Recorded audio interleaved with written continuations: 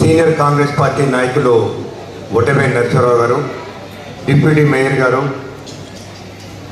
MLC గారు బాలసాని లక్ష్మయ్య గారు, నగరంలో ఖమ్మం నగరం కానివ్వండి, రఘునాథపాలెం మండలం కానివ్వండి, గౌరవ మంత్రివర్యులు తుమ్మల నాగేశ్వరరావు గారు శాసనసభ్యుడిగా ఎన్నికై ఒక రఘునాథపాలెం మండలంలో దాదాపు 7 నుంచి 800 కోట్ల రూపాయల నిధులు తీసుకొచ్చి ఆ మండలంలో దాదాపు 60-70 కోట్ల రూపాయలు ఉంది. మరి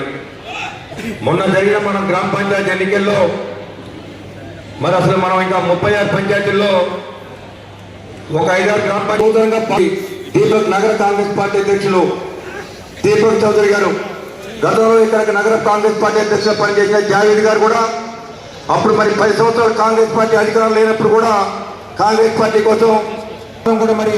మనందరం వారందరం గెలిపించినట్టే వారి నాయకత్వాన్ని మనం బలోపేతం చేసిన వాళ్ళం అవుతామని చెప్పి మనందరికీ కూడా మీ ఒక్కసారి మనవి చేసుకుంటూ ఈరోజే ఖమ్మం నగర అధ్యక్షుడిగా ప్రమాణ స్వీకారం మరి వారికి అభినందనలు తెలియజేసుకుంటూ ఈ కార్యక్రమానికి ముఖ్యంగా